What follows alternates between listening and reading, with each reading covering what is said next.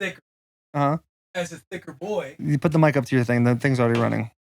So tell me why you'd rather have the Nebraska jersey. And just so like this is a thing. This has nothing to do with Nebraska or Michigan. Nothing we're talking about Nebraska Adidas and Jordan right now. Yeah, Adidas and Jordan. I would rather have. Hang on. I don't want it to sound like I'm picking Adidas over Jordan. I would love to have Jordan over Adidas. But as far as feeling both of these jerseys, I'd rather have that cloth sitting on my body because it stretches a little bit better. It stretches a little bit better. It's thicker because I'm a thicker boy. You know when you got you're really not a thicker boy, dude. You look great. They're not scrawny. Well, they're nice. I know I look great, but I'm just saying like I'm a thicker boy. So when you have a little bit of like a slight little muffin top on the bottom, little thing when that bottom row isn't tight, I feel like you make wrinkles in your jersey, right? Like you make wrinkles so it kind of all goes together. And I can do that better with that one. Listen, that one that I feel like holds it a little safer. No one plays that game more than me. I know it. With the long, you do the long shirt and you kind of bring it up. You got to go long shirt, the belly button. Yes. So that like little when it starts to descend from the mountaintop, it doesn't look as much of a decline. Right, because you got to cut the bottom a little bit. You got to cut the side of the bottom so the elasticity doesn't like grab your stomach. Right, but this has the elasticity. This literally has a rippled like sweatpants vibe. Right, but I like the thicker look because it would just make my body look better. Okay. I love everything you just said right there. And honestly, I'd give that whole description a 4.5. I thought it was outstanding. But I will say I'm going to go with this one, not because it's Michigan, because it's Jordan. I just think that it's a better quality jersey. And as a bigger dude, I know we're both playing I'm the big boy game right now. But for me, I'm thinking first couple games in September, I like something a little lighter on me. And then you cut it and you get it custom fitted to you. You get the jersey cut out right here. You get the V on the back a little bit. They're both getting customized. They're both getting customized. But I'm saying like that thing after a couple quarters is going to start weighing you down a little bit over Jordan jersey, which is it might not feel as good to touch. Yeah. But I'm also not trying to wear a wool sweater while I'm playing. Weigh me down a little bit. I'm trying to look good in the mirror. You're trying to take on them shots from them big boys, huh? Exactly. Yeah. Well, listen, that was a nice little bit of small talk. It's good to be back. Let's give Will a round of applause for just being back on the bus. It's been a long week for our special stallion, and I know we're not doing ad reads today. It's been a year. It really has. It does feel like that. It's been a minute, boys. It's good to see you all. Because if you want to say anything, go ahead. Yeah. Well, I complimented Garrett. I think he has a phenomenal haircut. I love the beard. He has the best beard in Nashville. No question about it. Jack, he's got his little what is that cut called? Jack's got the perm with the dirty like a Mike Stud look. Yeah, I'm going for that Mike look. Yeah, a little high on the cat. So Jack, he always looks Jack's good. a handsome boy. He is. Yeah. The shout out to the week. I'm excited to do it. I know I missed the first annual shout out, no free shout out of the week. Mm-hmm. That was last week when you did the so you missed the first and the second, but for good reason. 2 intros, 1 pod. I've missed two intros. Yes, exactly. Yeah. No, because you were on Fred Taylor. Yeah. You're right. The mind. Sometimes it melts away a little bit. You got to play Tetris, get those blocks, clear out the mind a little bit. Yeah, but the shout out, no free shout outs, they've been killer, dude. I've listened to both of them. When I've not been here, I've been at tier 1.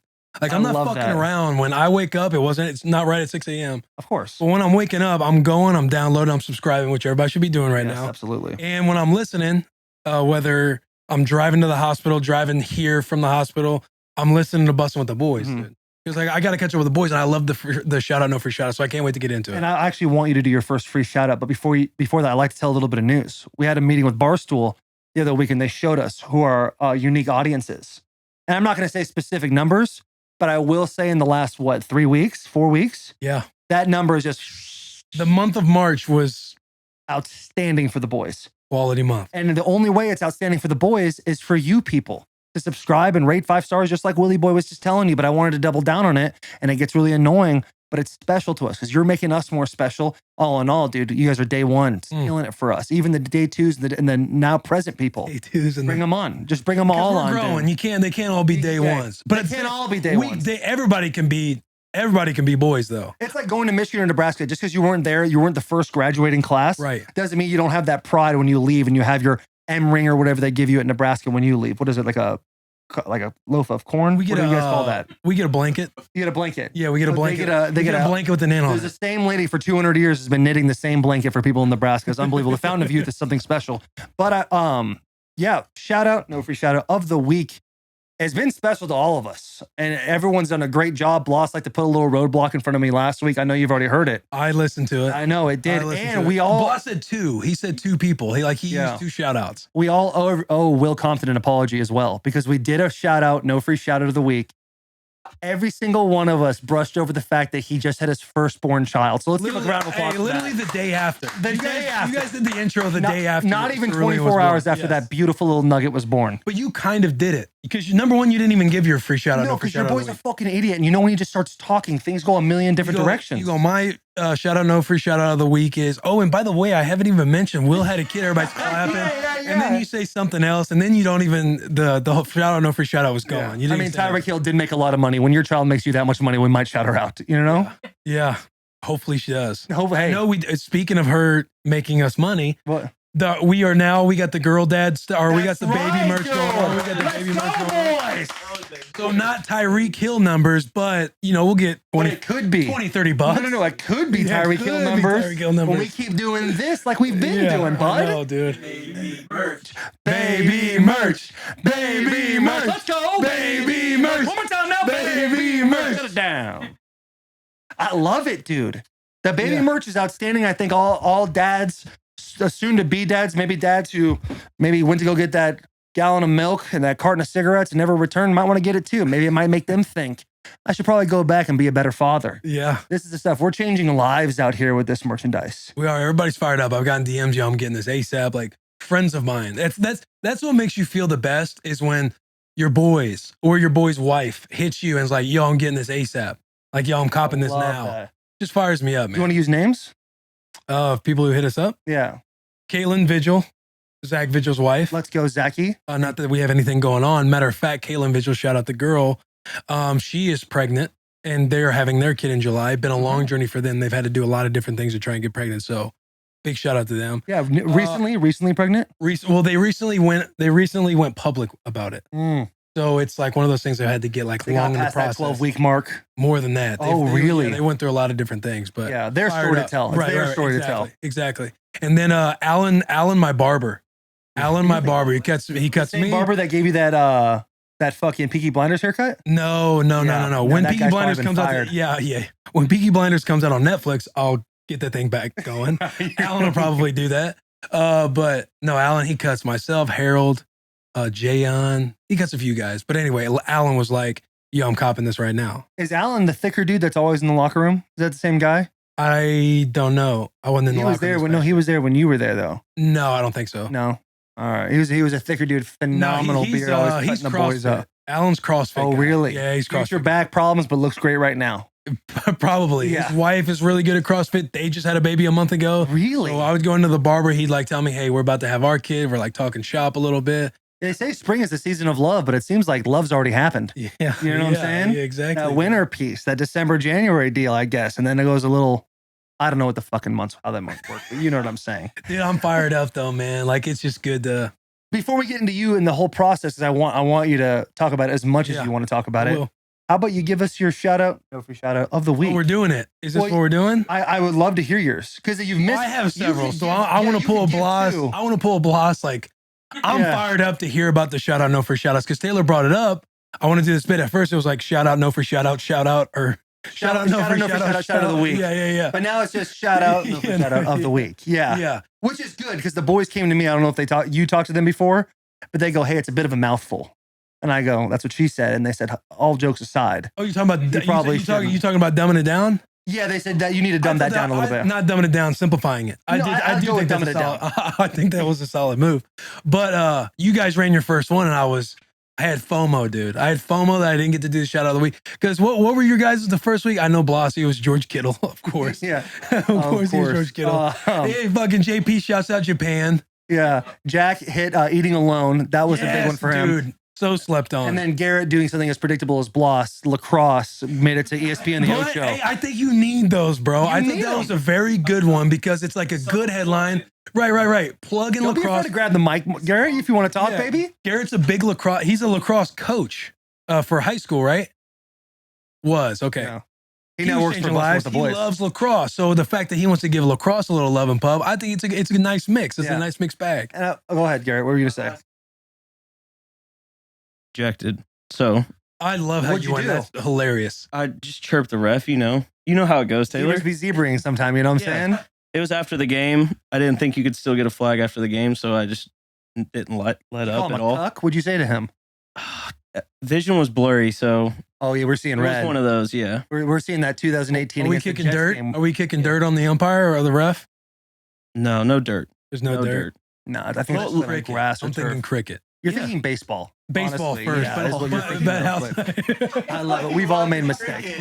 I did the baby month thing and I fucked that whole deal up. So no, I get it. We all have issues. Of baseball, but yeah, I'm thinking of cricket. Dude goes across the pond and pulls a sport from there. That's outstanding.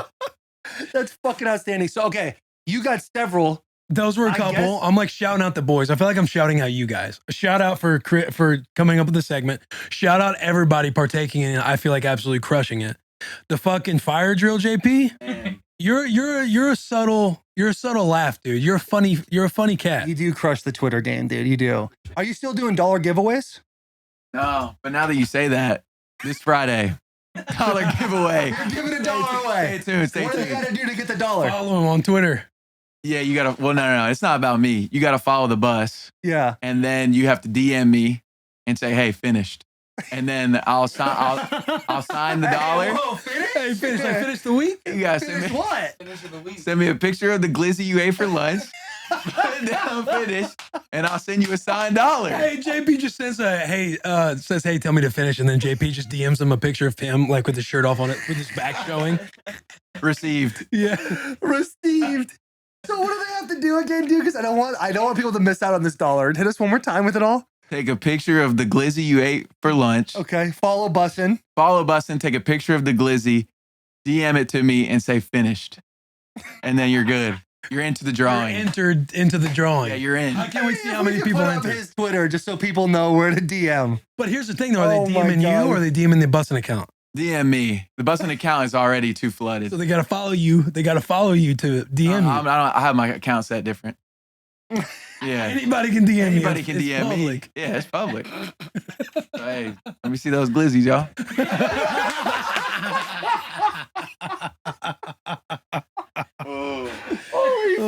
Dude. Holy shit. Oh, that affected me in a way that made me a better person. Oh, fuck, man. Oh, so we have to do this formally, Will, because this segment is a very serious thing. I know it is. I know I'm like a kid running around a candy store, just excited. So let me just serve this alley-oop up for you, and you can go ahead and slam this however you want. Will, please give us your no free shout outs of the week. Charo Compton. Let's is my shout out. No free shout out of the week. Hey, dude, you were really close. I didn't think you were gonna shout her out. Dude, what if you bigger miss than Taylor picking Tyreek yesterday? Just continue to shout out everything else and just not even get to it. It would have been tough. That would have been a tough deal. Because Charles watches. And she's a tier 2. She dabbles in the world. Yeah. She keeps up. She likes all this stuff. She's about it, dude. I'm pretty sure Taylor's a tier 3. That's all right, though. They're all welcome. Everybody's fucking welcome. Everybody's fucking welcome. Everybody's welcome. We love all of them, but there are levels. We love all of them, but there are levels. Yeah, no question. But dude, Charo, holy shit, boys. I'm talking 47 hours of laboring. Well, she started her contractions at like 9 o'clock Friday night. And they were lighter. Like, we started watching the movie I was talking about last night, like Death on the Nile. Oh. We started watching Death on the Nile. That's a phenomenal series. I'm stoked that you're doing that. And I can't wait for you to be like, hey, you want to come to Disney with us? Yeah. But she started laboring Friday night at like 9 p.m. We're watching a movie. She's on her ball. She's, moving around. We're getting into positions. And then we end up getting into bed. And are you laughing, Jack? Can we have some maturity? Okay. Can we have some maturity about labor? You're laughing at a woman going through the miracle of birth right now. We're switching positions. But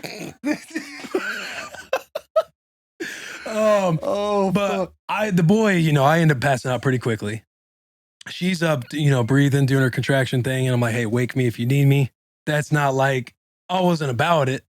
She's just like, hey, get some sleep type of deal. She wakes me up about 3 a.m. Hey, when they do hit you with that, though, you're like, all right, but you sure? But in your head, you're like, let me get this. Yeah. She's like, no, I don't think it'll happen. Like, I don't think it'll get where it's at until like tomorrow morning or something. But it was like 3:30 in the morning. She wakes me up, babe, I'm in pain. can you run a bath for me? I go run a bath for her. We get her into the tub. She's feeling a lot better in the hot water. The faucet's like hitting her low back like that, like counter pressure that helps. Oh, so she's in like a child's pose type of deal. No, she's kind of like sitting, and then the water is just like hitting her back, and we have that little sprayer in the bathtub, so you kind of weird flex. I like it. Okay. Yeah. The boy goes back. I go to sleep. She's apparently like yelling for me to come help her and stuff like that, and I slept through it because I was out like a light. God damn it, I was out like a light. But I probably wake back up around 5:30 or 6. And still in the tub? No, she wasn't still in the tub. She made it back in the bed, but she was like, it starts picking up for her a little bit.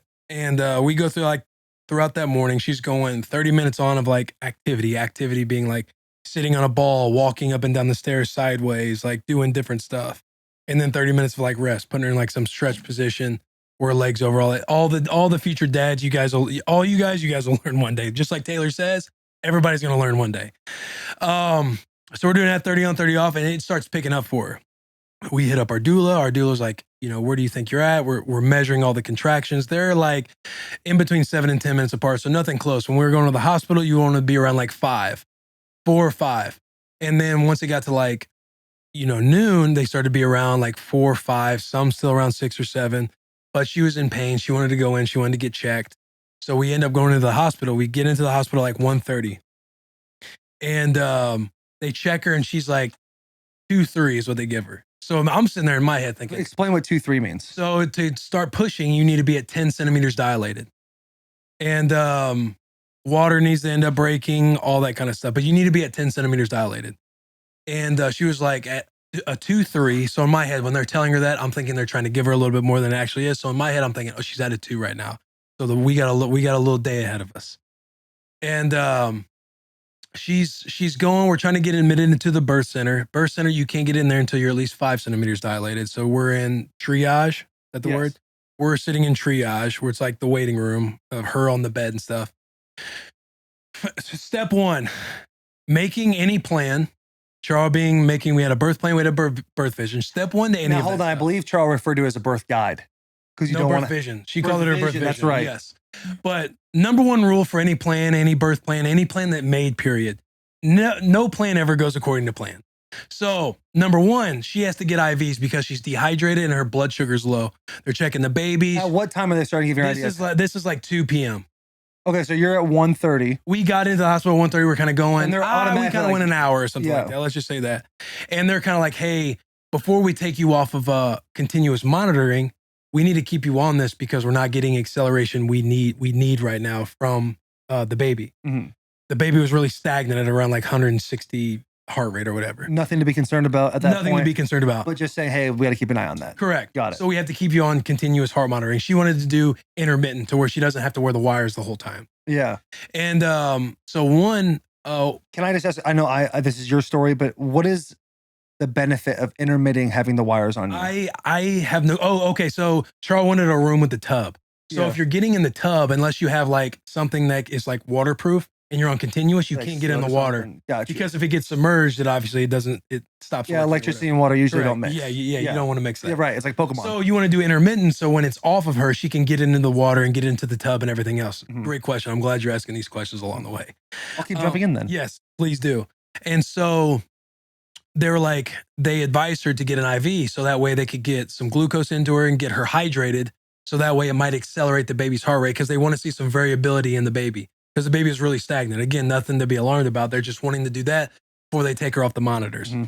So she didn't want to get IVs. We obviously talk her into IVs. The whole IV thing was just like getting stuck, which I understand. But at the same time, it's like, hey, we're going to get stuck and get these IVs in. You're chugging water like Aqua Willie does during the spring Bussin tour. Which is the fastest I've ever seen. Yes. So she's killing it. Yeah. She's like, trust me, I'll drink water. And she's like drinking it. And I'm like, I'm in my head, like wanting to make a joke, but I'm not going to make a joke because we're in labor. But I'm thinking like, she's tough audience. Yeah. She's not taking none. She's not taking none of this water. Right. Like Yeah. But anyway, she gets the IVs. Nothing really changes. The contractions pick up. Doula gets in. We're doing all the counter pressure on her. Like I'm talking. I'm squeezing the hips. I'm pushing the low back. We're doing all this stuff. They're picking up. A couple hours go by. She gets checked again to see if we can get to the birth center so we can be in more of like a comfortable space. Right? Dim lighting, all that stuff versus like hospital room. And she gets checked. No movement. So we're like, I'm sitting there. I'm like, do we go back home? Now let me interject for a second. Because I know the whole story. But at the first time you get checked and there's no movement, what's the vibe like with Charo? The vibe's all right. It's more of like, damn, I want to get into. Char was like, should we go into a I don't know, like a birth labor room, like a labor room here in, you know, the hospital that we're in versus waiting to get into the birth Thomas, center. right? Yeah, St. Thomas. She's like, do we just take a birth room, delivery room here versus going into the birth center? And I'm thinking like, don't you want to get into the birth center to where, you know, we can do all this stuff? And I'm thinking they got a bed in there. So the boy, you know, when I got to take a nap, there's a bed in there. It's not a couch. And you're being for her, but you also got to think about a little bit. I'm being yourself. for her. Exactly. There's a little bit in there. Like, hey, it's going to be a long day if we're still only at 2 after a few hours. We've been going all morning and you're only at a 2-3. And so she's down by either staying in triage or getting in another room. So I'm like, all right, well, if you want to do that, and you're not concerned about getting in the birth center, because I'm just trying to read her. I'm like, all right, if it's truly like, if you're ready to pivot and do that. So we go into, you know, the delivery room with like it's got a bath, a couch, and the bed she's like laying on. Dude, she ends up getting in there. Contractions pick up. They're more intense. They get closer together. So the doula's sitting there like, hey, you know, she should be progressed along because she's trying not to get checked all the time. It's super uncomfortable. She's like, the women are like getting fisted when they're getting checked because they're checking their cervix. And so she gets checked. She's finally at 3-4 is what they gave. So we made some progress, which is good. Like everything should be moving. There's some variability in the baby a lot more. So they think things are moving along. Bro, for the next 16 hours, she stayed at a 4. 16. And this is no epidural. No, this is no epidural. She's not an epidural yet. She didn't want to do IVs. She wanted to go as natural as she could. She wanted to do no epidural, no Pitocin. Pitocin is like a like bigger getting deal, induced. though. Yeah, right. Like getting induced. She didn't want to get induced. She didn't want to have an epidural. She didn't want to do all these things. And dude, she was in labor at 4 centimeters for another 16 hours. And we probably got checked every 3 or 4 hours. And every time it picked up, bro, I'm talking, we get her in the tub once. She's getting a lot of pressure down in her low back and in her ass and stuff, which again, the nurses and everybody coming in is talking about, oh, this is a good sign because it's getting closer. And I'm down in the tub, like, you know, we're counter pressuring. Doula and I were swapping out like a NASCAR pit stop, bro. So, hey, you go take a break. I'll go in, tap in, all this stuff. But the doula, she was phenomenal. And they're talking like everything's progressing along. Well, before the last time we checked, before we ended up getting the epidural, it was like hour 13 probably. They broke her water forward because the water wasn't breaking. They're like, maybe that'll further things along. They break her water. She goes along the next few hours. She's in fucking... There's a difference between pain and suffering. And my wife was starting to suffer. And it was hard to watch. That's what the boy got a little emotional at this time. Cause I'm like, I might even get a little emotional right now. But I'm sitting there and I'm like looking at her. I'm like, hey, look at me. I'm like, breathe. We're breathing together. We're doing all this stuff. And she's like fucking suffering. And you're sitting there and you're like, I mean, you know, like you're in the birth room watching your wife go through this stuff.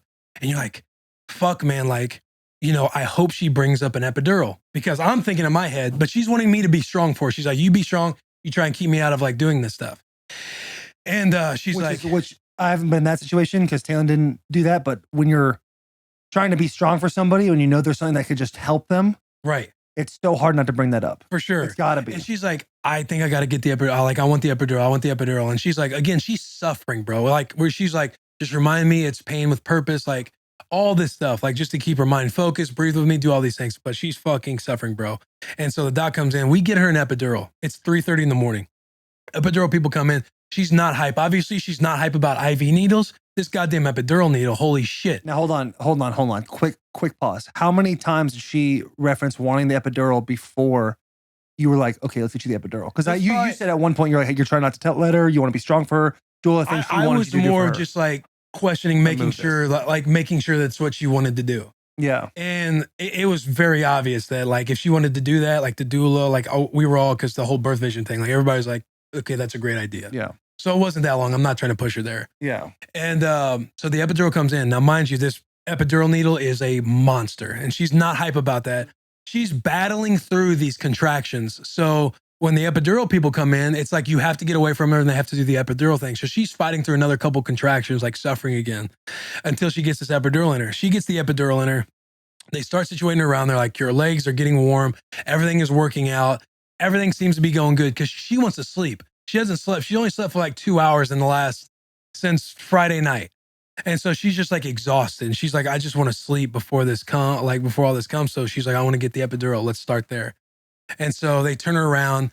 I get her sleep mask and stuff so we can put the sleep mask over. She's starting to like feel a little bit of the epidural. I lay down to go to fall asleep finally. And I go out, I'm out quick. I like wrap my hoodie around my face and I'm just like laid on the couch with, one of the pillows. Mouth wide open. Mouth wide open. I'm exhausted. I'm like, okay, we're going to get some rest now. Yeah. And I fall asleep right away. Apparently the epidural doesn't work. It starts to work, but it goes away. Whether her body metabolizes it, they put it in the wrong spot. The epidural doesn't work. I don't hear anything. She's apparently going through all the same stuff for the next 2.5, 3 hours.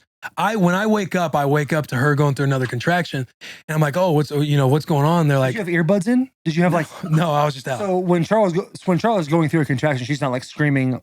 Oh yeah, she's making noise. Not like screaming, but she's like, they make some, They're like you're trying to get through it. They're like, dude, they're doing like a moan exhale. Yeah, I know to exactly what you're so talking they can about. like vibrate the body because it helps them. They say it like makes it feel a little bit better. Yeah. But no, she's making noise. I guess I just didn't hear it, bro. Obviously felt shitty, but I get up and I'm like, oh, what happened? They're like, she's like, it didn't work. I haven't slept at all. I'm like, holy shit, bro. And you think like she'd like scream at you, but obviously she hasn't slept for so long. But we have the doula too. Yeah. Doula was MVP. Doula was major. What is doula?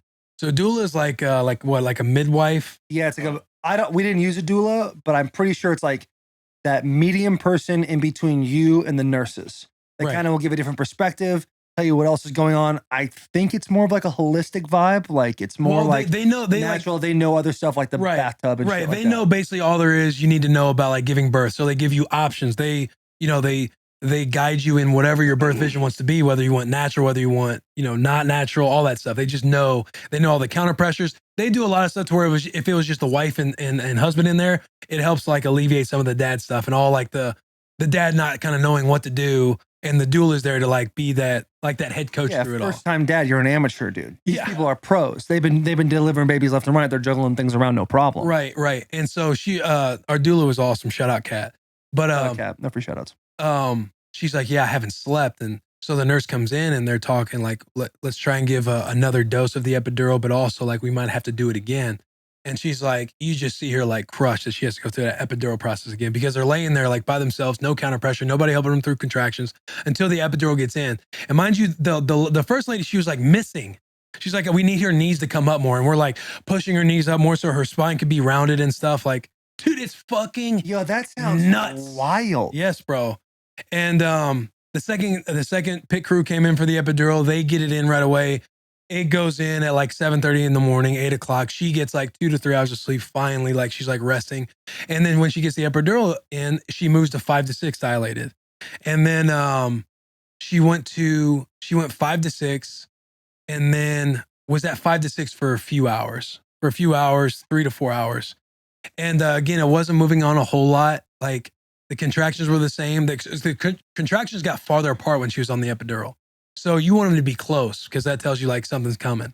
And she's not feeling these epidurals, but there's a monitor because they have things on the belly telling them like you can show when the person's having contractions, so they can tell when it's happening. Right. So she's sleeping, and you'll be able to see that she's eating the contractions right now. Right. You don't know it. Unfortunately, the epidural, you're numb, so you don't feel anything. Waist down, homie. And she's sleeping, thank God. And like, dude, it was just insane. And then we think everything's moving along. And then again, it's kind of like the 4 centimeter thing. We were at 5'6". We were like the 6 mark for a long time. I think I even might have texted you guys 7 at one point. Mm. We were at 7 for a while, but nothing was progressing. And you did an outstanding job of keeping us in the loop because I know Taylor, she was worried to death about you guys. And for me, I'm like, how much Taylor do I text? Like, I don't want to, you know what I'm saying? Yeah. And I'm also like, they're just kind of going through it right now. Like, it'll pass. For sure. But Taylor was worried, you were like getting back to her. Yeah, very impressive. Anytime she like go through a contraction or the doula's involved doing something to where all the nurses are up around, you like go back and hit like you guys, her family, like the group chats that people are like asking questions. Because it's been a long time too. Like, you know, Taylor, we're going into labor. We're thinking that you guys are going to come back after AZ on Sunday. And because some labors, they go from like 4 hours and it can go as long as God knows how long because we ended up getting a C-section. But at 47 hours, bro, the last... Spoiler alert, dude. Yeah, sorry, my fault. The last several hours, she's sitting at a 7 and she ends up going like, okay, like making the decision to get induced. And they're like, we'll do a very minimal amount of Pitocin. Yes, Pitocin. And we'll do a very minimal amount to start inducing you into labor because we had tried everything. We broke the water. They broke the water. They did epidural. None of this stuff's like her water didn't break on its own. None of this stuff, right? So they're kind of helping it along, and they're thinking the epidural might have calmed her stress down because her body's been working so hard. She's extremely stressed, again, suffering to where dilation is more of like, it's not as much the baby as it is your body just naturally getting, dilating more. So that stuff helped her, but we were stagnant again. So she ends up getting Pitocin, a small dose to help induce labor. We go from like 6 to 7, and we sat there for the rest of the time before we ended up making the decision to get the C-section, which was like, that was a bit of a deal. Like none of this stuff, all the things we did, essentially almost 0% was according to plan. But the way I know we did, this is an entire shout out, no free shout out of the week deal that I just did. Mm-hmm. But the entire way, the shout out is mainly because of the way Charo handled every pivot along the way, because she's very much like, when we do therapy and everything, she's somebody that very much like wants to be in control, loves information, and then figuring out like what she wants to do with the information. And so since none of it went according to plan, and the way she was pivoting through it, like the IV was difficult to talk her into, which is funny to look back on because the IV is just an IV. But to the point of like, wanting them to break her water, like deciding that she was going to get an epidural, like all this stuff, bro. Like she fought for 47 fucking hours, dude, before she got that C-section. And it's like, days. Yeah, bro, it was crazy. It was crazy, but she crushed it, man. When Cerulean came out, it was awesome. Like you're like in the C-section operating room or whatever. And then explain how that all goes down. We didn't have a C-section, but I heard it's like for the dad who's completely coherent. Right. It's a wild process. Yeah, it's crazy. So Taylor and Taylor, they end up they do their Arizona trip and get back that day. They land like, hey, what do you need? And I'm like, yeah, I'm sure I'll be hungry here in a couple hours, because I would just go down to the cafeteria, grab some at the cafeteria, and they're like, hey, what do you need? So they end up bringing food. They bring a huge bag of food over there. Like, what's Charo gonna want? I'm thinking in my head, like, I don't even know if we're close for Charo. Charo's not close to being done yet. And since she ended up getting like on Pitocin and the epidural, I don't know if it's the epidural, but I know Pitocin, you got to have a liquid diet. So she couldn't eat anyway. And it was one of those things like, I don't think she's going to be done anytime soon. So there won't be a hot meal ready for her whenever she is done. But they bring a monster bag of food, dude, that played clutch. They were I saw them right before I went back to go do the C-section. Literally minutes. Will got a phone call when I was sitting with him. Yeah. And like, I just to come in real quick, we land. To me, it's fucking wild that Will even went through the process of having a baby while I'm in Arizona having a blast. Like, you know what I'm saying? Like, it's just crazy. We talk about all the time how you like people go through shit and you're just kind of living your own life and you're like, I hope they're all right. Yeah. But you did, like, we go to Arizona, they're in labor. We come back from Arizona, you're still in labor.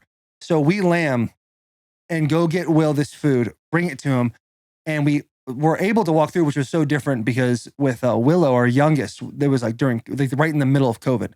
So no one could get in and out. For us, they're we're like room 3201 or something like that, whatever your room was. And like, just down the hall to the right. It's right there. And I'm like, fuck, are we about to go in here? Am I about to go see? Yeah, because I saw you guys in the hallway. Oh, we were gonna knock on the door. We for sure were gonna come in. I would never want to just saying like, I was like, oh yeah, they're sitting somewhere with food. Like, let me go try and find them. And I walk around the corner and I just see Taylor's big ass there like walking down.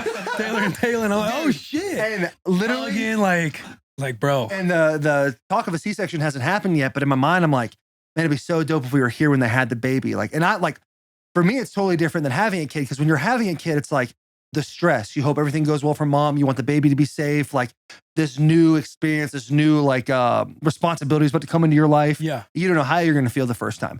But for me, I'm Uncle T. Like I'm ripping around. I'm so fucking stoked. I'm legit I'm like getting happy tears in my eyes. I'm so excited about this. And Will comes out the door and you can just see his face, and you're just like, my boy has been fucking through it right now. Can't imagine.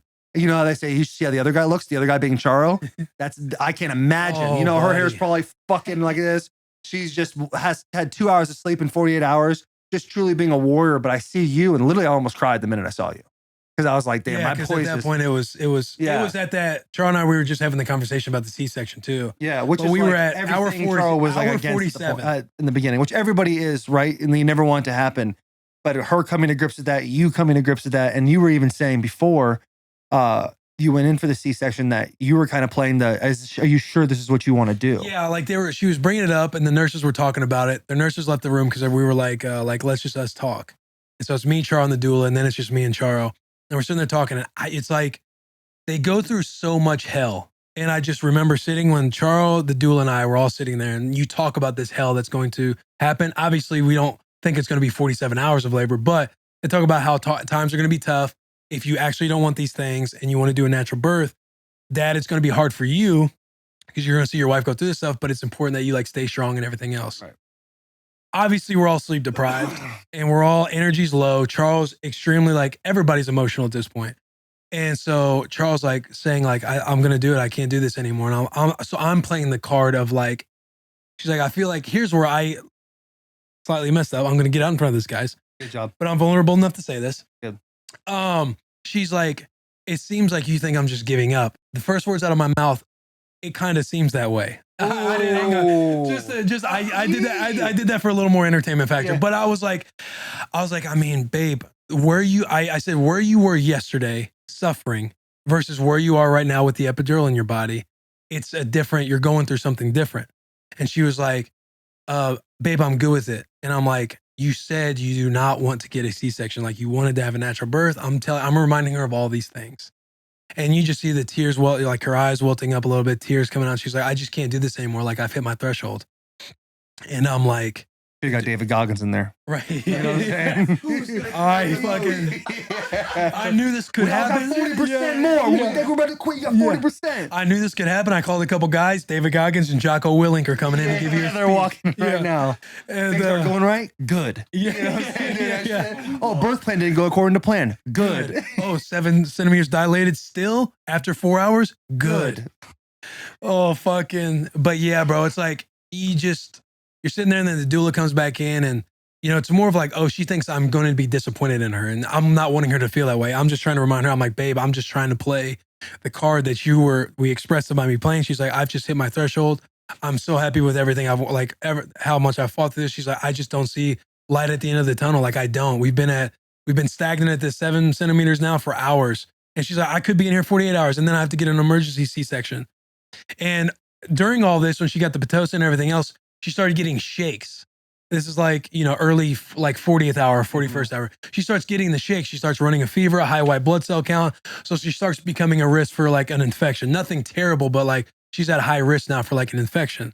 So all those things considered, like, you know, she decides like, yes, I am absolutely 1000% positive. Like I'm fucking done with this shit.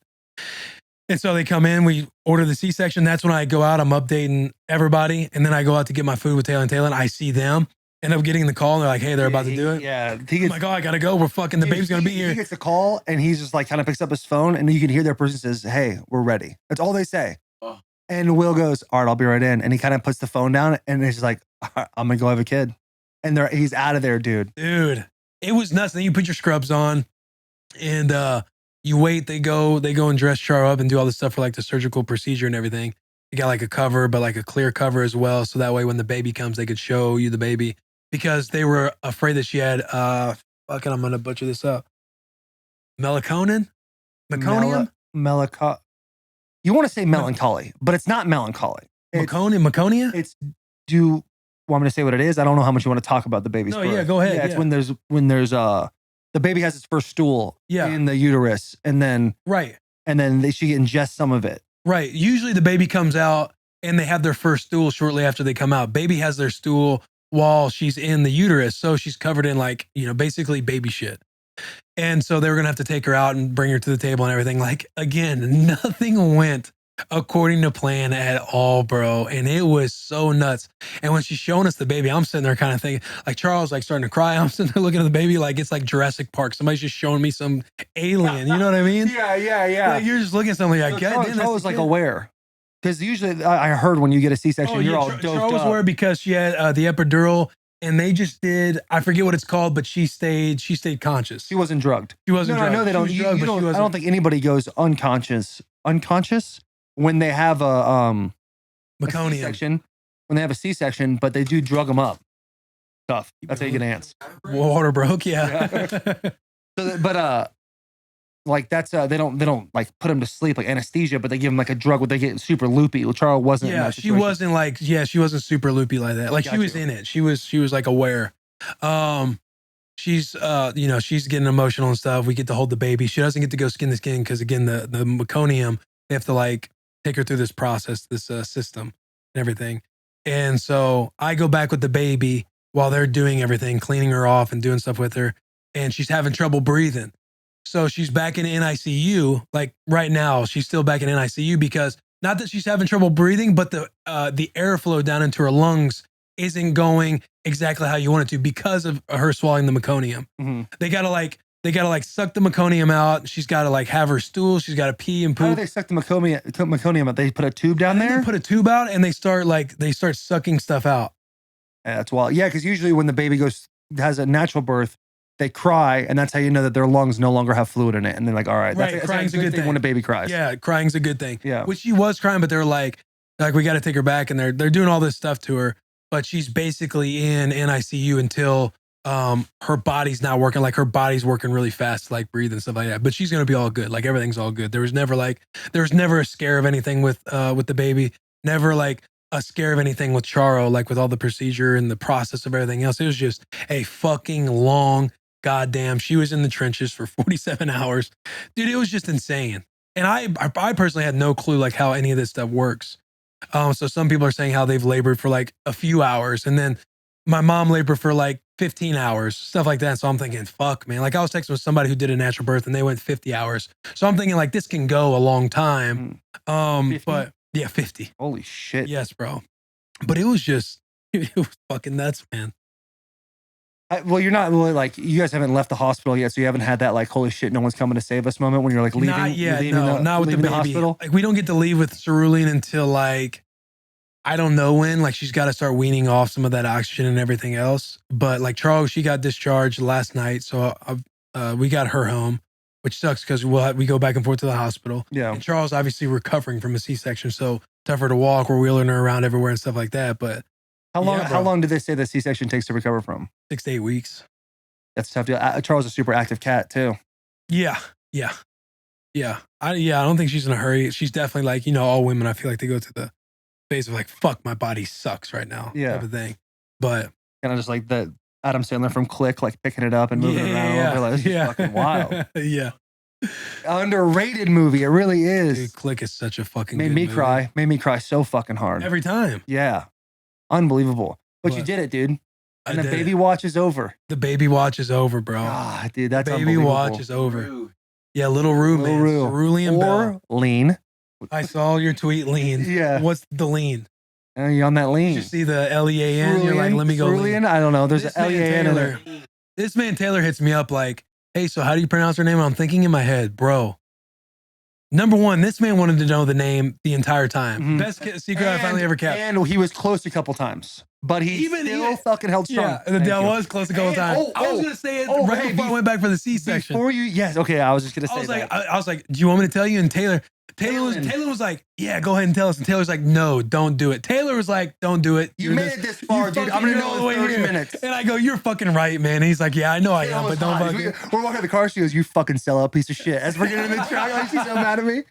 But yeah, bro. So it happens. I text Taylor, let him know. I type the name and everything. And I know as I'm typing the name, I'm like, nobody's going to understand. Because it was like me. Charles said it. And I'm like, I have no fucking clue how to spell this name. It's one of those names you're like, you just have to hear. You can't spell it. You're like, okay, how is it spelled if you just hear it?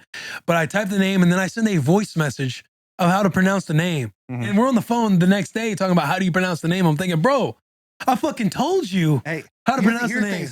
27 times to know it for real. All right. And I did a pronounced video on Twitter. Cerulean. I did a pronouncing video on Twitter. Cerulean, yeah. And I told you the other day on the phone, other day being yesterday, that I got to figure this shit out before I see Charo. And now Charo's going to hear this shit and know that I had to ask you again.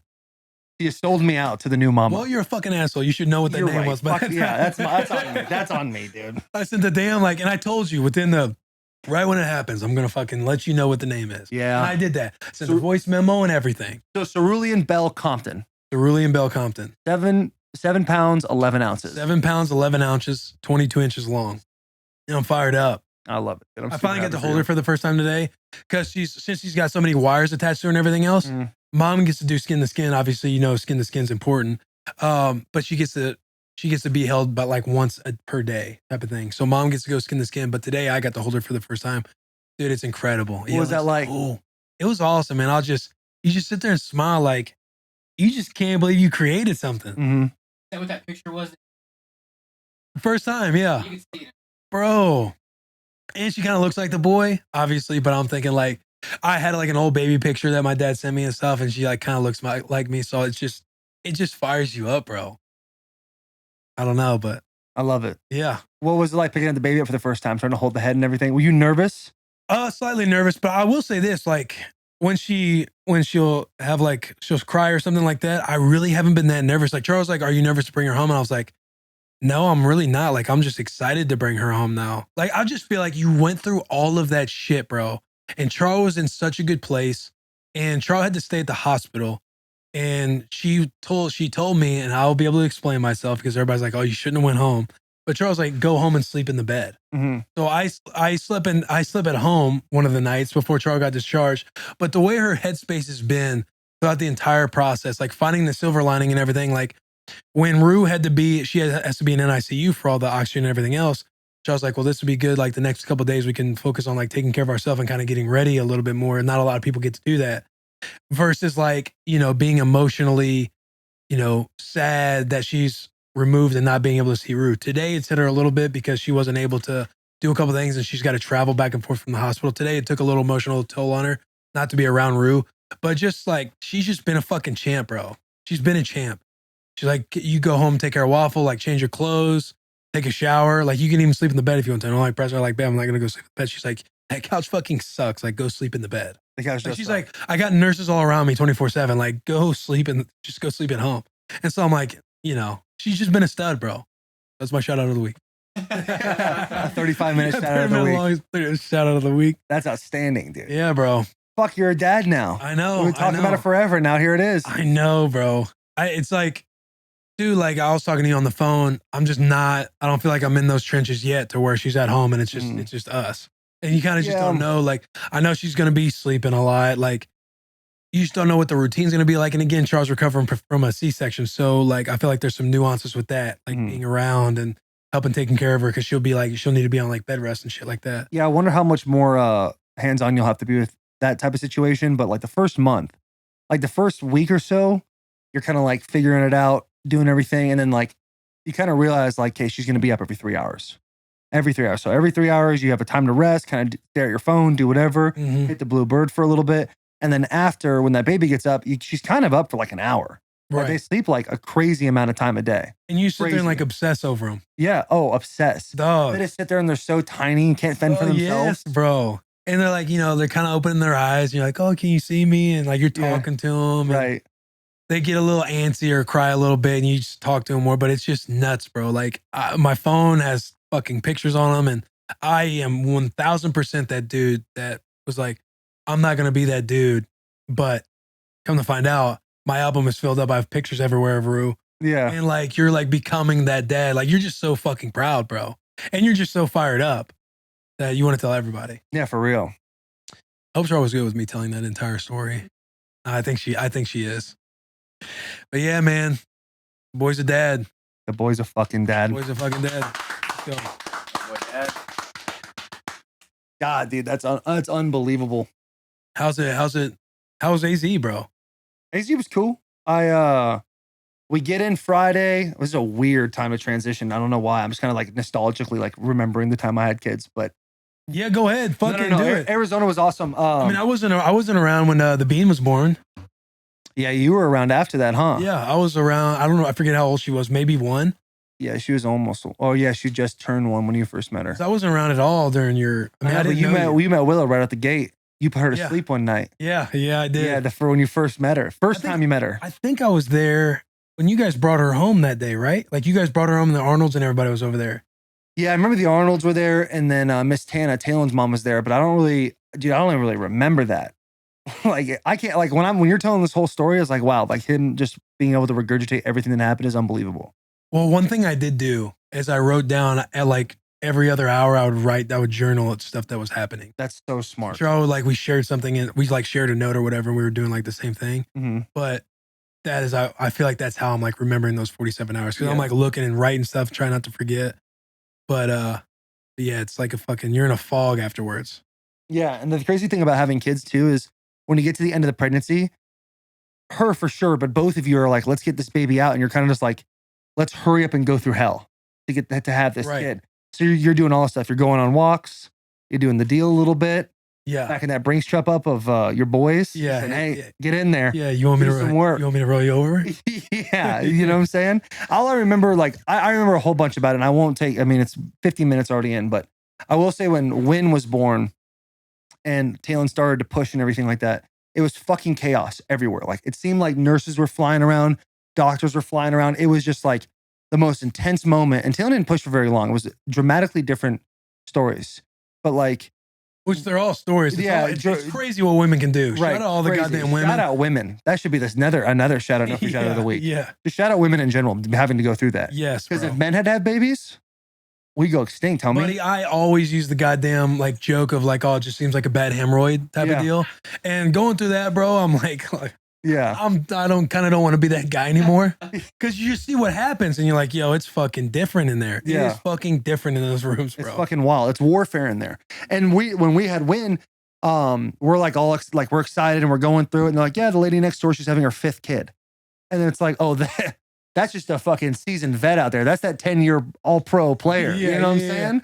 And we're just kind of getting in the league trying to figure this whole thing out. In the league, I'm trying. I'm like, oh man, we hit preseason. We're like, oh, we're gonna do pretty good at this whole thing. Charles might be one and done after that goddamn experience, bro. Like, holy fuck! Like, I'm sitting there like, I don't want her to suffer like that again. But with Wynn, it was just fucking chaos, dude. And then all of a sudden, she came out and it was like, just cried like crazy. There's a really cool picture of me and Talon holding Wynn, and we're both just like tears down the face. It was unreal. And then with Willow, it was a crazy deal because Talon was all about like she was all kind of like, hey, we'll do the epidural. Like, let's gotta get out one way or another.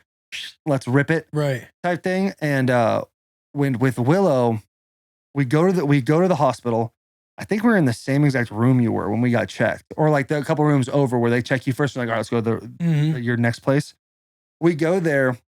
Talon's having some intense contractions, but it's like I've seen her go through before. I'm like, these aren't the bad ones yet. Like she knows what she's dealing with. And the second time around, when the contractions hit, like I feel like because they've gone through it before, they handle it better. Because the first one, I remember the first contraction Talon ever had. We were in Green Hills at right where that Shake Shack is, that little parking lot in there. And I'm driving my truck around, and I'm pulling out of the parking space, and all of a sudden Talon just starts tripping and freaks out and like turns the opposite way on the chair. Like, I end up panic. I'm like, yo, what the fuck? She goes, I think I just had a contraction.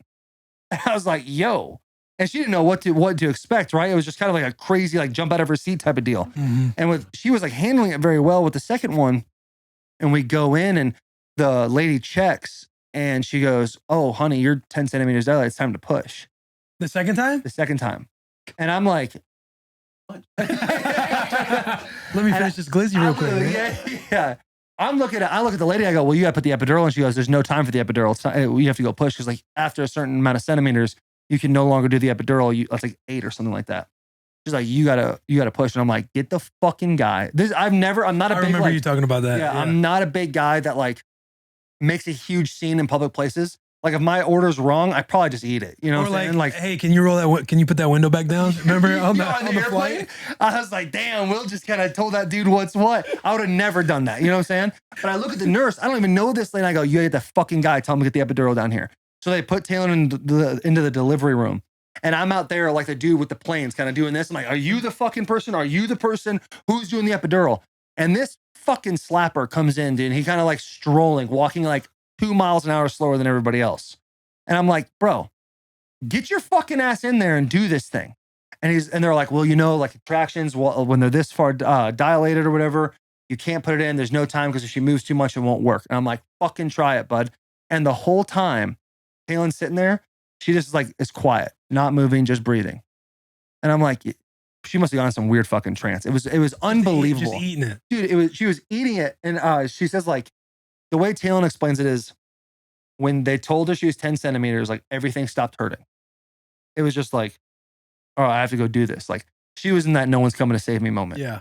And you're pretty much there. There's no because like you said, there's a difference between hurt and suffering. Yeah. And I'm like, I cannot, like, I don't know if I can see her go through that. You know what I'm saying? Yeah. I don't want to see like that whole thing go down. And the doctor comes in. I'm yelling at the guy trying to get ready. And he finally puts the epidural in, no problem. And I'm like, okay, let's fucking do this then. Let's push. And the doctor comes in, the one that delivers, which I feel like they're always on vacation. Luckily not, this one wasn't. She comes in, she checks, she goes, oh, the head's just down too far in front of the cervix. You're actually 5 centimeters dilated. So there was never an emergency the entire time.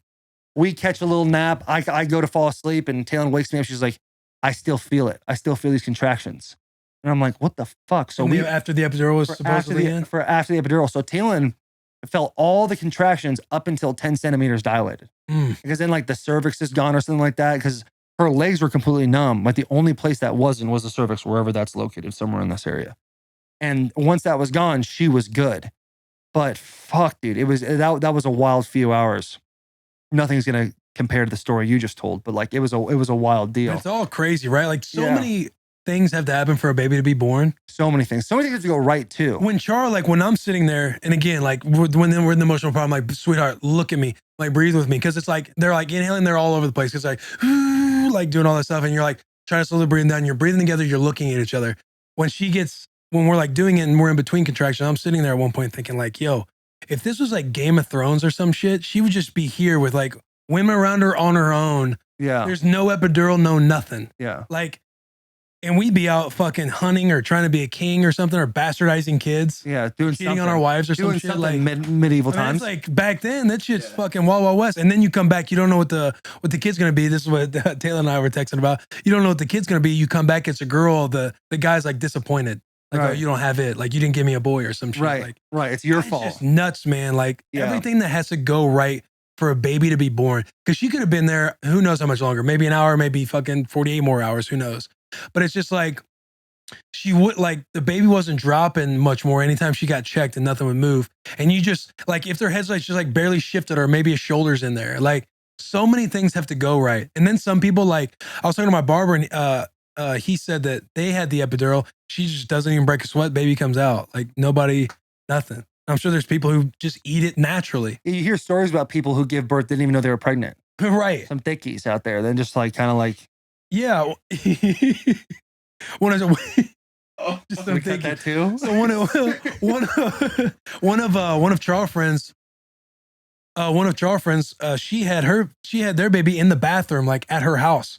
Yeah, people do that. They were about to go into the hospital because she was feeling contractions. Yeah. She ends up going to the bathroom. The baby comes out, like placenta in the toilet and everything, and just comes out, bro. Like, she wasn't like in pain. Like, no, it wasn't like, if she's like, oh man, I'm so much luckier what you guys have to go through, type of thing. Like, it just, like, everybody has their own thing, right? It's just nuts that how a child is born. So we go to push with Willow. I'll fucking wrap this thing up quick, but it was like, hey, we're talking about birthing stories. You don't even have to wrap it up. We're just it's a bonus pod. The contrast between the two babies, like with Wynn, it was fucking insanely crazy. It was, like I said, there was like just chaos going on the whole time. And like with Willow, it was wild how quiet it was in the room. Like, even when Taylor was pushing, when the doctor's doing everything, everyone's just so quiet and it's so calm, to the point where like I legitimately, like, consciously thought like, maybe I should play some music, because it's like, it was eerily quiet in here. You know what I'm saying? Quiet. If Taylor just starts playing something on his phone. Yeah. It's like, no, if you but we got this. Baby, you got this. But yeah, Blink 182. Yeah, 100%. That's probably what I would have played. But she came out and it was awesome. Because with Willow too, it was just you two, right? Because it was COVID. So there was like, because that was the time you even got COVID a little bit before. I got COVID like yo, 2 weeks before. Because you were super fucking stressed. Yeah. Because you're like, I'm gonna fucking spaz if I can't go. I was mostly stressed about like Taylor getting it, because at that point, so new, you don't know, and like you don't want a pregnant lady to get sick regardless. Well, however people feel about COVID, like, and Miss Taylor had people go, it's the flu. Well, you don't want a pregnant lady to get the flu, so I was freaking the fuck out. And Taylor's mom got it, and then luckily, like, I got off of it. And like a week later, Willow came. Yeah, it was just wild, but like, it's scary. It's just a scary thing, and then when it happens, you're like, this is unbelievable. Dude, it's the coolest thing ever. It's just crazy, bro. Yeah. It's crazy how you just see something, you're like, I just can't believe, like, we created that shit. Yeah. It's unreal, dude. And you just wait, like, when they're little, it's awesome, because like you just like created this life. It's unbelievable. Yeah, you get really tired and it sucks, but like then they like get older, and like by 6 months, they're like, when they see you, they're smiling. And they show expression in their face when they get to see you. Yeah. And then like their first birthday comes up, and you and Charles get to sit there and go, holy shit, dude, we've had a kid for a year. And now Wynn is about to turn 5 in July.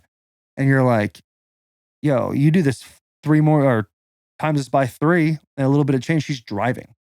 Like I mean, it doesn't really make a whole lot of sense, but we talk about it like that. Like, and then Win, Win really well, as good as anybody. And she's just like always trying to make people laugh, always in it for the joke. She's the sweetest thing in the world.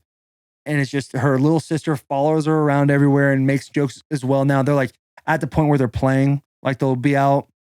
Me and Taylor were sitting at the cabin one day, and we're just sitting there in these rocking chairs, watching our two kids. Like, it's a beautiful sunny day outside, and they're playing on the swings together, and they're pushing each other around and just having a blast. And you're like, fuck, dude, we're just a squad. We're just like a little squad out here, like living the dream together. Yeah. And it's just crazy, dude. So it's so lucky, and you never really know what it's like, because when you're in college, you're like, damn, I don't want to have a kid right now. You kidding me? Mm-hmm. And then like you meet that person you're supposed to be with, and you have a kid, and it's just like, holy shit. Yeah. How special is that? And you go through it I feel like Charles and I, like, you connect with your wife on a different level when you're going through labor too. Yeah. Like when they're in it and you're in it with them and stuff like that, I feel like the connection gets stronger with them. You know what I mean? Absolutely. Going through anything in general, dude. Like, it's just chaos. So when Taylor and I first met, like, it was a shotgun. We just got, I told you we got married 3 months. We proposed in 5 weeks. Like, it was just crazy. And then she goes, films this documentary, comes back, and then 6-7 weeks later, she's like, I'm pregnant.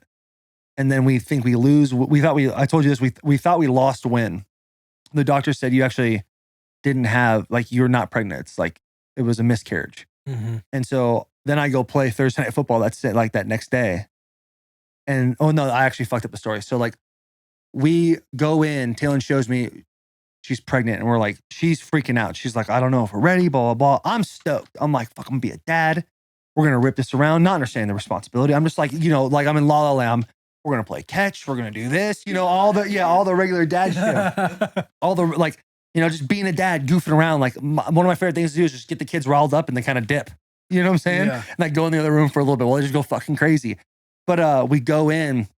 It was like a Wednesday. Taylor shows me she's pregnant. We go to the hospital, and they're like, "Yep, you're pregnant." Like, congratulations. We're crying, super emotional. I go to the hotel that night, play the game Thursday Night Football, and then I see Taylor. I keep looking up in the stands, and I might get emotional talking about the story.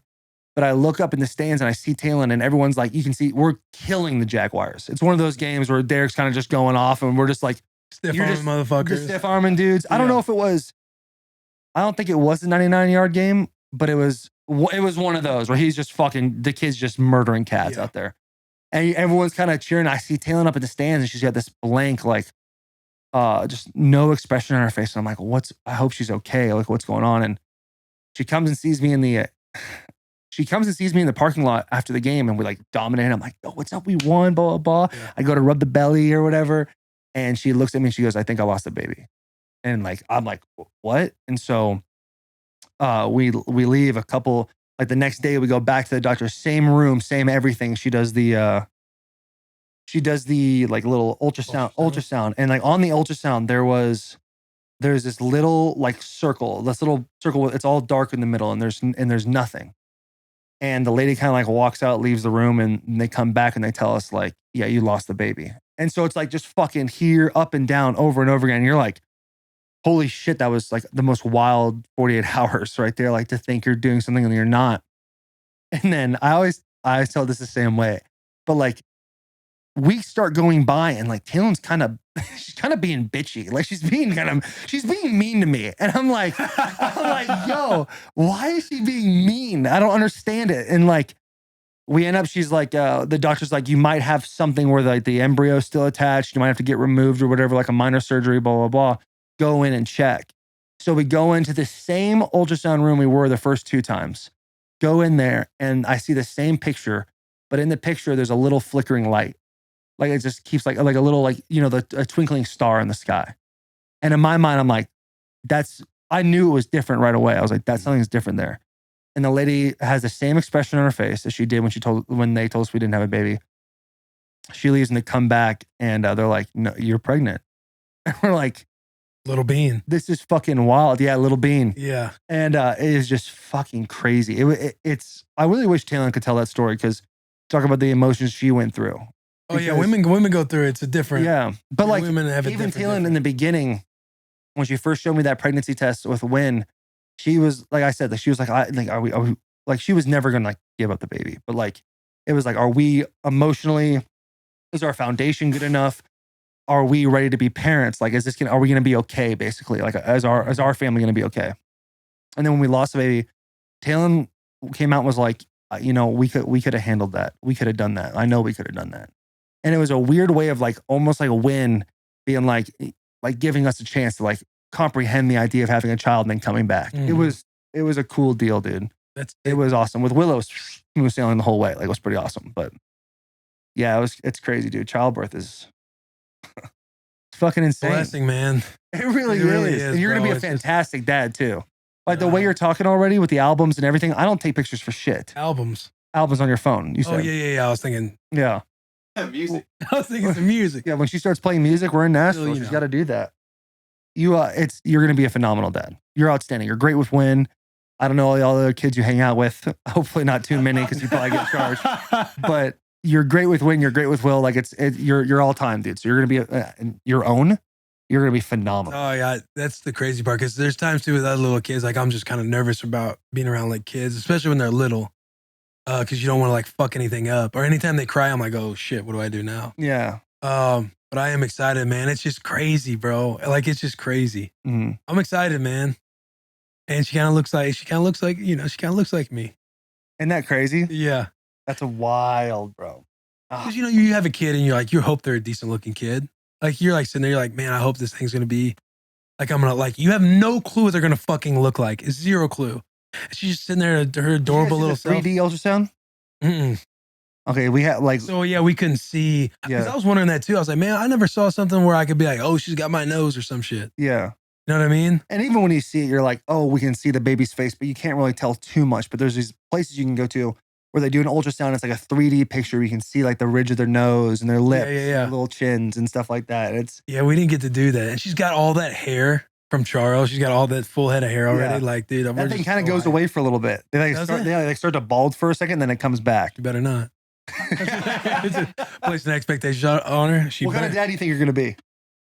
I don't know, like, man. Let's say, see how you feel now. 15 years from now, she comes home, she brings a boy. How do you think you're going to handle that? She brings home a boy 15 years from now. Like, okay, so she's in high school. She's going to go on a date.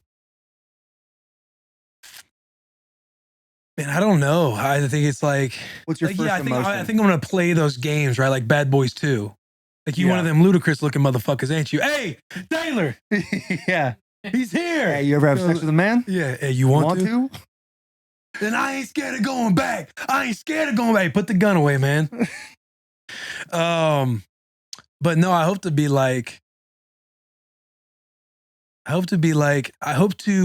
give her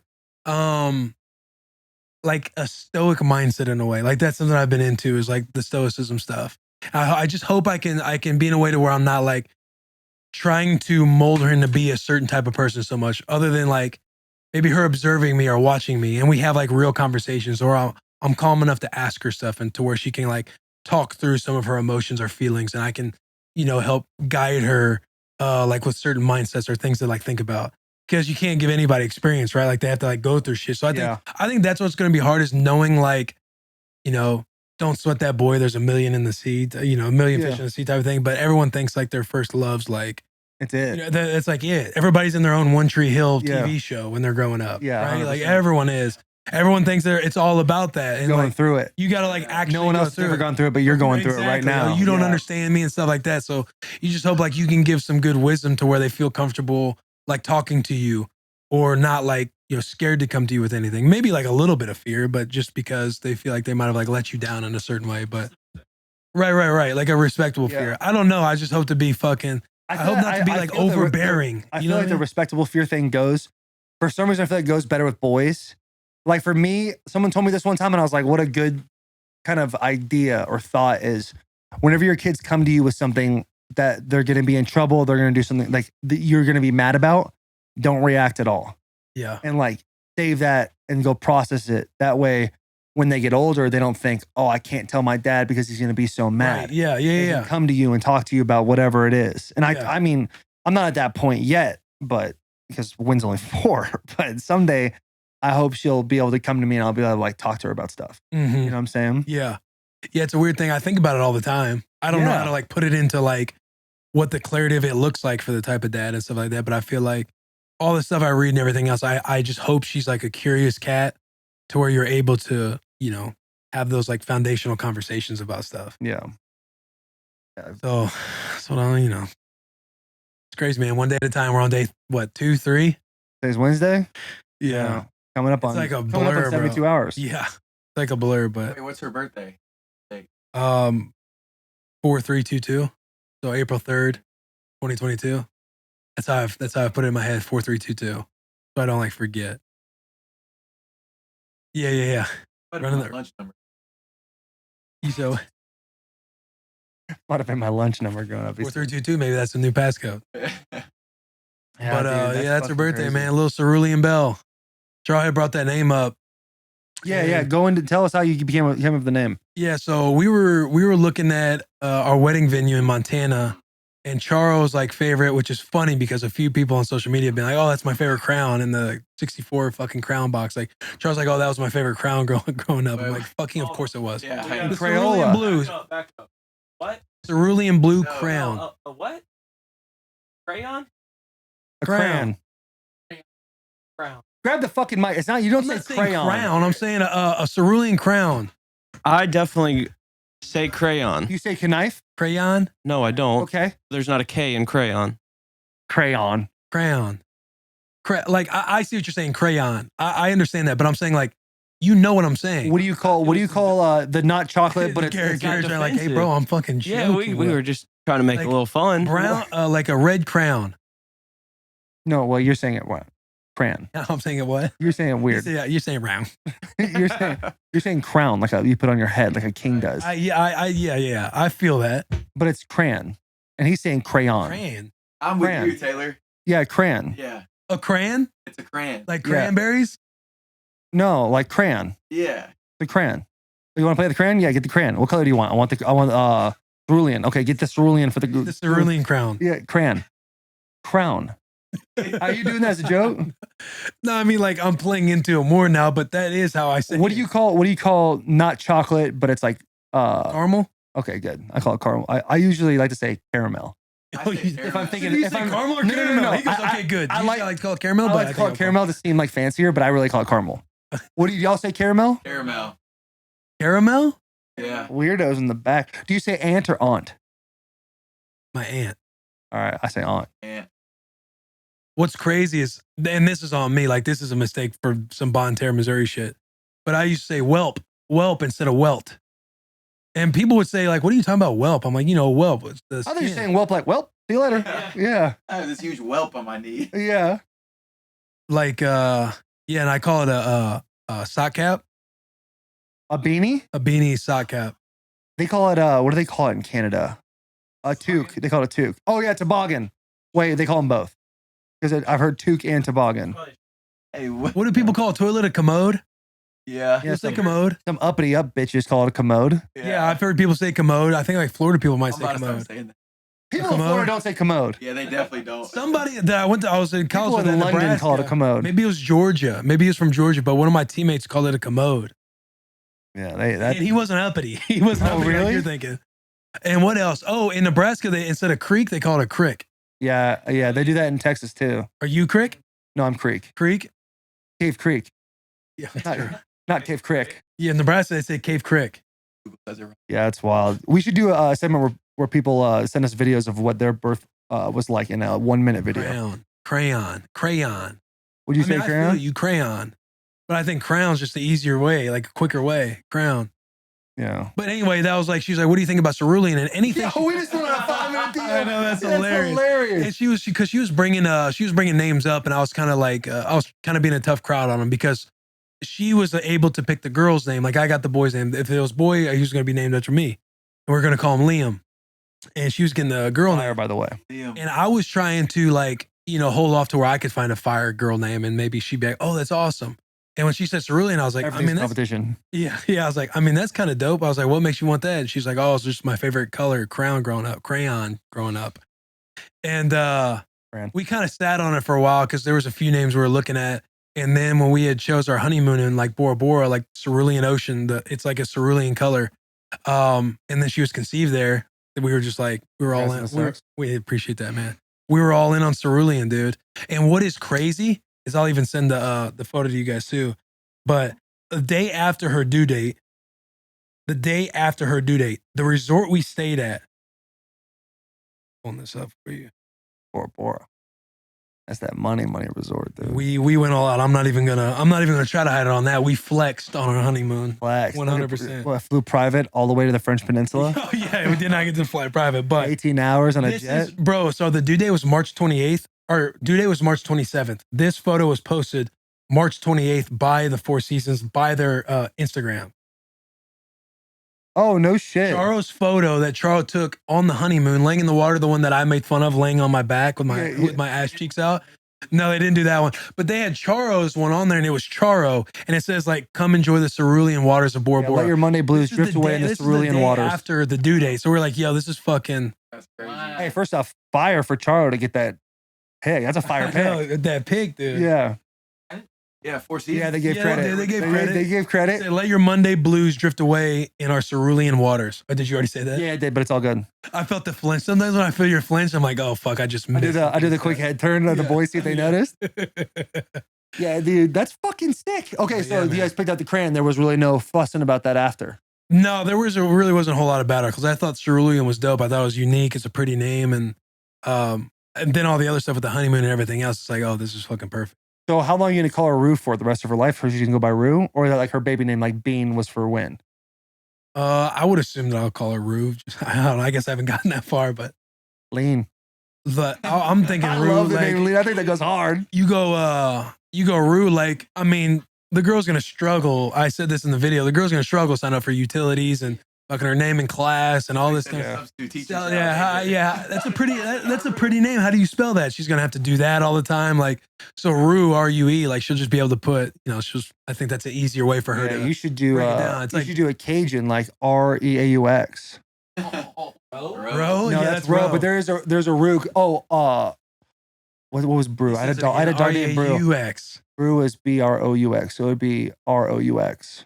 That's Rue. Oh, I see what you're saying. That's Rue. Is that it? Before we all agree and everybody's like, these dumb motherfuckers. No. That is because I dated a Cajun chick before, and they were like all about that. Everybody, I was listening to the pod, and this man said I had a rich girlfriend, fucking wherever the hell it was, somewhere in California. Yeah, they weren't even rich like that, but like he's like, shout out, who was it, Lauren? Jimbo Shockley, dude. That's my fucking guy. That's the dad. Guy was all time. What was her name? Lauren. Laura Shockley. See, the boy listened. Yeah, you really did listen like that, bro. What'd you think of the pod? I thought it was solid. I thought he was good. Yeah, he was solid. I thought there were a couple of things that, like, if we're here going back and forth with each other, we might have been able to peel a couple things back. I agree with that. But his ghost thing, I thought that was interesting because he essentially, like, him and the boys are in the meeting room making fun of what they would say, and he basically said it to his coach. Yeah. And I think he said it to McCowan, didn't he? He said McCowan? Josh McCowan. Wasn't he on the Jets at the same time? I think so. Hair. They also have the gift where they're both doing their hair at the same time. Yeah. They both do the over the top thing. Yeah.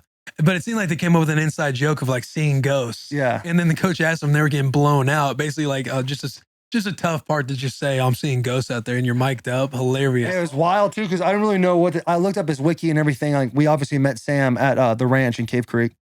And we hung out with him. He was really cool. So when they said he was coming on, I was like, oh, it'll be great.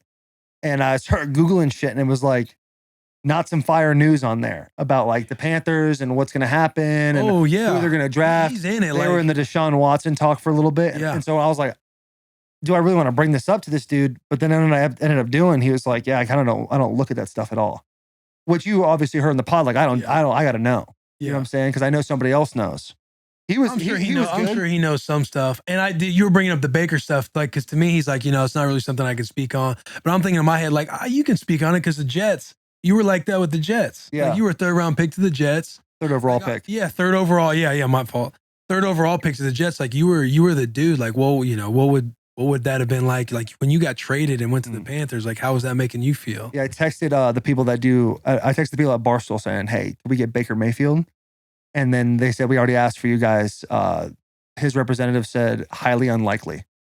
So Baker's out on our podcast. So sometimes what's hard too, like Sometimes I feel like we might be able to get to him a different route. Yeah, if we tweet to him or something like that. Like if somebody that feels like they kind of know you or that you would probably say yes to them. Yeah. And they're going through their person who's booking with an agent. Like the conversation between the guest booker and an agent is going to be very like formal and super business.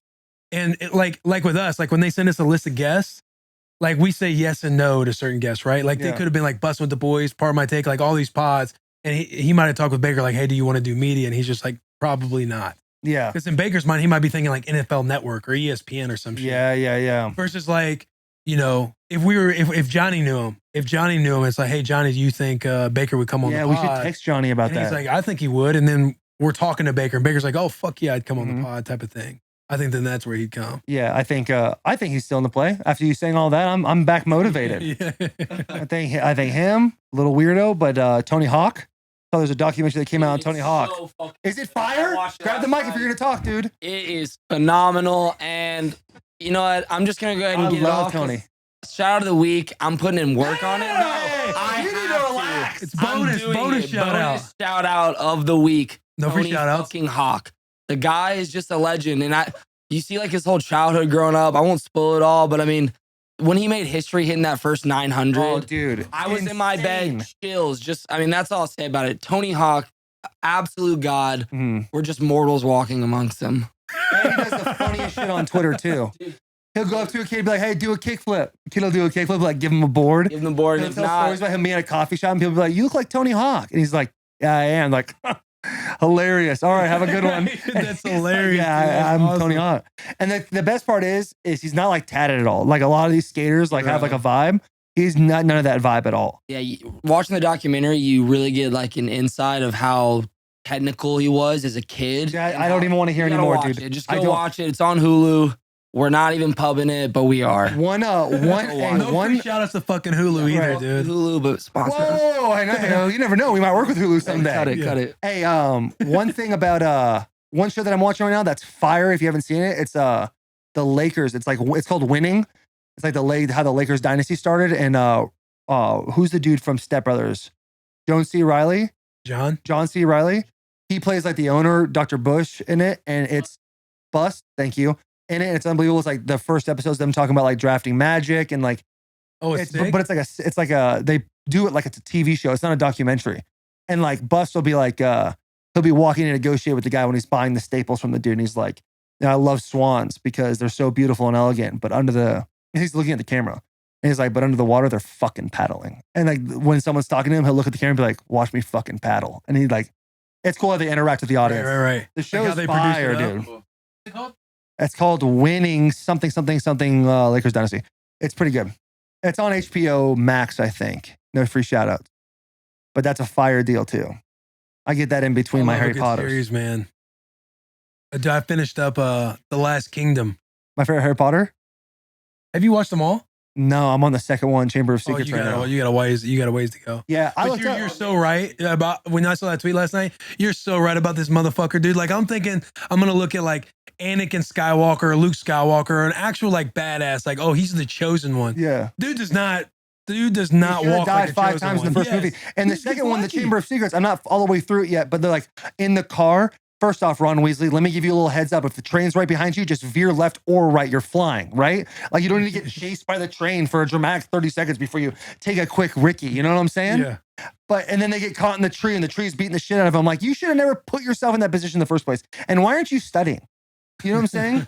Why is it he's fucking, if I'm Harry Potter and I don't know this world and I got these asshole overweight London people locking me in a closet for the first movie, and I think this is my fucking way out. And I go to what is it, Hogwarts, and I'm in Diagon Alley buying cool shit, and everyone's talking about this dude who they don't talk about, but his real name's Voldemort, and they're fucking in this thing, and I'm just like, why? I just got chills. You just said. I just said it. Yeah. Oh, dude, I'll tell you that. And he's like walking through this shit, and he's like kind of just super brave and super courageous. That's Harry Potter's deal to me right now. But Hermione, who is a mudblood, I know. Whoa. I know, dude. I tweeted yesterday, and the first like 5 responses were like, I can't believe you're talking like that on here. I actually Googled on my phone, like, is mudblood really a bad word? Is mudblood really a racist word? I thought your boy's about to get canceled for real. I was like, damn, I just did something. Oh, that stupid is as so fuck, funny. dude. I'm in bed having a fucking anxiety attack. Like, it's over. I'm about to get cut. It's over for me, dude. But Hermione, who's had nothing given to her whole entire life, knows every goddamn spell, figures out the potion to put the two Stud, man. portly gentlemen to sleep. And so they can go and change into it. Yeah, she fucks up the cat hair for a second and turns into a little bit of a cat as she closes her little locker room door with Myrtle or whatever her name is. Moaning Myrtle. Thanks, Jack. My God. But I'll tell you what, my new passion after football, I want to be a wizard. Dude. I want to be a wizard. Have you done Harry Potter bad. World? Yeah, at Orlando. Oh, you were not that one. I was gonna say we did that part was shut down when we Okay, went. so as the Year before? the year before and the year before that, they shut down the other part of Orlando Studios, Universal Studios, and they had like the whole Hogwarts thing, and it was just like 20 families throughout the whole park. It was fire. Dude, that shit is fire. The next time you go back to it, you're gonna be even more into it. I'm The stoked. fucking butterbeer and everything. Yeah. I got it, and I don't want to fire you up too much because I got a long road to go before I get to the next thing. I think I gotta watch all the Star Wars movies. I won't overreact react. to that. I won't Don't react react. to that. I won't You're on a react to that. podcast. Don't react. Yeah. That fires me up though. That fires me up though. Yeah, I'm stoked. I just watched has anybody seen The Last Kingdom? I heard it's really It's good. fire. Uhtred, son of Uhtred. You gotta watch that shit. That shit Uhtred, is son fire. of Uhtred. Peaky Blinder. Uhtred, Son of Uhtred. son of Uhtred. Uhtred, son of Uhtred. Yeah, you were saying like an N, I felt like on the end of that. No. I mean, I don't, it's more of a tongue twister than shout out, no free shout out of the week. Uhtred, son of Uhtred. Yeah, sure. So anyway, go ahead. Sorry. Go ahead. And then also Peaky Blinders coming. Yeah, season 5 Peaky coming up, Blinders. huh? Season 5 or 6? Season I thought it was 5. 6, right? 6, Oh, yeah. it's 6. I thought Oh, I'm the stoked for episode that that came out shit, today bro. was episode 145. So Yeah, be episode trusted. 145. I mean, Yeah, that's technically episode one. that's a easy, like that's a simple little hiccup. simple little boy, huh? But yeah, man, a lot of good stuff. A lot That of was good stuff. A whole house cleaning podcast right there. For real. I really thought we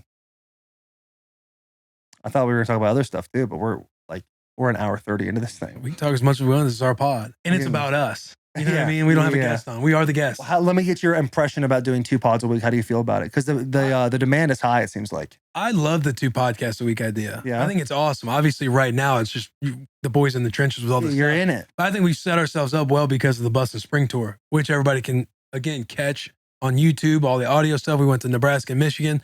We are going to Tennessee next Wednesday. You're listening to this. When is this going to come out? Tomorrow, Friday, whenever. We're going to the University of Tennessee to cap it all off next week. And also, if you're listening, we are doing our meet and greet, first ever meet and greet with the boys together. You guys have seen me at the tailgates. I've hoarded myself out everywhere. But first time, the boy and I, Taylor and I, will be doing a meet and greet at Acme Feed and Seed. This Saturday. Yeah. 3:30 to 5, right before the Preds game. We'll be slinging Preds merch, some good merch. We're going to be hanging. We're going to be doing giveaways, giving away Georgia boot stuff. I think a truck. I'm just kidding. We're not giving away a fucking truck. $1 million. Yeah, $1 million. I think we're gonna give away. Yeah. We're deciding between $1 and $2 million right now to give away. So we'll see. But yeah, dude, wear your merch, buy some merch while you're there. Yeah, 100%. We'll be there, dude. Come shake hands, kiss babies, do whatever you got to do. Yeah, hit a Chuck Bud. What the case ever I might can't be. wait to see you just flame some dudes, dude. You're gonna put some guys down in the chug I'm gonna category. put some guys to fucking sleep. Put them in the blender. They're gonna think they got you too, but you're gonna crush them. They are gonna think so. What else? I think there was one more thing. No. Oh, going to Tennessee. Now we've had an outstanding time at Nebraska and at Michigan, and I don't know if you see the 2 jerseys to my left and Will's right, also my right. When we go to Tennessee, we're expecting absolute love, and I know I said some things.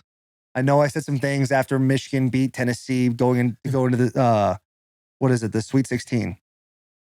But I'm expecting love. I wouldn't mind a nice orange jersey. Oh, if we got an orange jersey to put in here, Or one of Oh, their that's black cool. ones. oh, one of their black ones would be fire, bro. Jack saying Tennessee stuff. Yeah, but that'll be a fun time. But we're on the road to fucking Tennessee next week, and that'll cap off the Bussin Spring Tour. But all that to say, like, I do think all the shit that we've done recently, like, it would be fun to do a bonus podcast every week. Just because, again, like, we're getting guests and we don't have a whole lot of time for ourselves. We're crazy booked right now, which is cool. don't have a whole It's lot of time for crazy to think ourselves. where man. we've come from, like when we first started this thing, and it was like, do you think we can get this guy? Do you think we can get that guy? Now it's like, hey, when can we get one, just the two of us? Right. Yeah. Right. It's really cool. It's Because- been a blast, dude. You Yeah. texted me the other day, and I fully agree. Like, this has been so much fun When you to did do. text me back, I didn't text you back. Yeah, but then you got but vulnerable with him. I sent Taylor a nice message a about nice message, how dude. much a real- fun I've been having and with I him. read it and I go, fuck, that's nice. And I put it back in my pocket to go do something. And then the next morning he texted me like he like asked me a question, something about Bussin. But I was like, oh damn, just not gonna respond to that. Yeah, message. like, like the reply I thing. I put myself out there for you last night. I don't get a response. Yeah. But I've had a blast with you, dude. It's been crazy, man. It's been awesome. We're talking about all like the tiers and everybody, how we've been growing and stuff like that. But dude, legit, like all the engagement, how we're all having fun on like socials and interacting with everybody. Like to me, like that's the most fun type of shit. Like everybody bantering back and forth. That's the most fun. It's a beautiful thing.